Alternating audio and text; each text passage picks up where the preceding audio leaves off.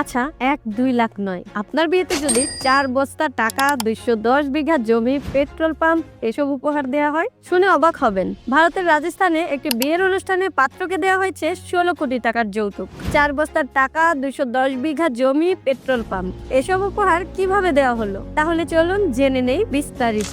বিয়ের আসরে সাধারণত যেসব উপহার দেওয়া হয় তা আমাদের অনেকের কাছেই পরিচিত, তবে এমন একটি ঘটনা ঘটেছে যা শুনলে আপনি অবাক হয়ে যাবেন। ভারতের রাজস্থানের নাগর জেলার ঝিঝিলি গ্রামের একটি মারোয়ারি পরিবারে পাত্রকে দেওয়া হয়েছে ১৬ কোটি টাকার যৌতুক। হ্যাঁ, আপনি ঠিকই শুনেছেন, ৪ বস্তার টাকা, ২১০ বিঘা জমি, পেট্রোল পাম্প। একেবারে স্বপ্নের মতো, তাই না? এই বিশাল যৌতুকের উপহার দেওয়া হয়েছে পাত্রকে, পাত্রীর পরিবারের পক্ষ থেকে।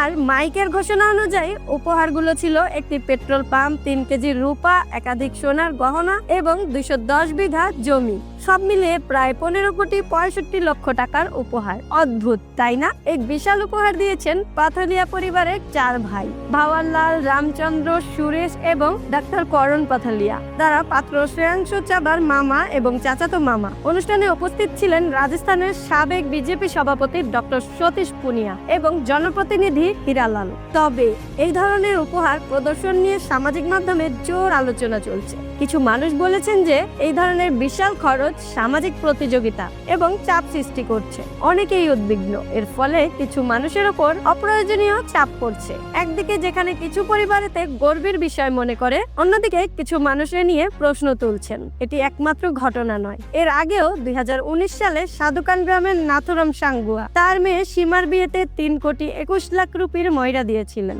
যদিও এরকম ঘটনা প্রতি বছর ঘটছে, তবে এ ধরনের প্রদর্শনী নিয়ে অনেক বিতর্ক রয়েছে।